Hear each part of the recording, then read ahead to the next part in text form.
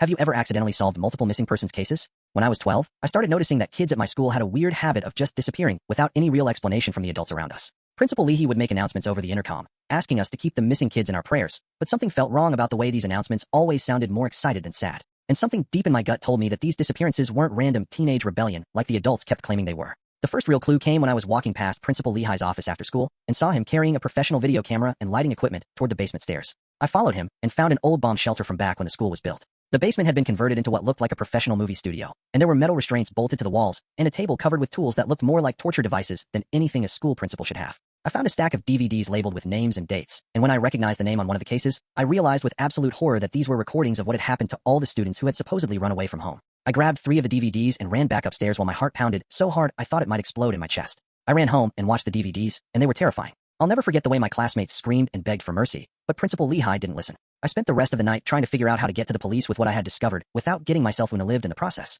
My parents were out of town, so I told myself I just needed to wait until they got home, and they'd help me figure out what to do. Until then, I just needed to pretend everything was normal. But the next morning, Principal Leahy called me into his office and asked me to sit down while he closed the door behind us with this strange smile that made my skin crawl. I noticed you seemed upset yesterday afternoon, and I wanted to make sure everything was okay at home, he said. I told him everything was fine and tried to leave, but he blocked the door and said something that made my blood turn to ice in my veins. You know, some students have very active imaginations, and they see things that aren't really there, which can be dangerous for everyone involved, including themselves.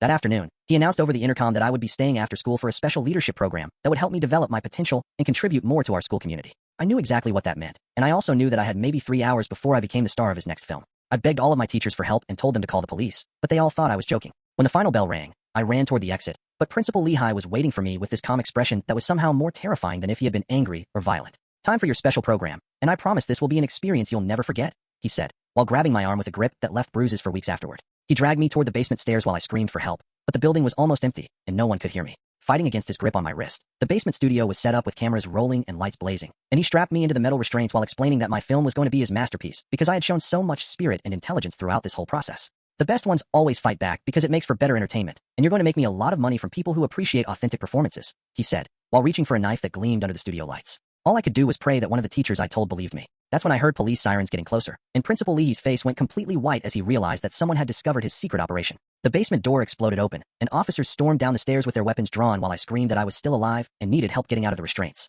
The police found 17 DVDs of students he'd taken down to the basement before me who hadn't been as lucky. During his trial, he looked directly at me and said, "You have no idea how much money you cost me by interfering with a business that was providing a valuable service to discerning customers. He's on death row, and I live with my aunt in another state now.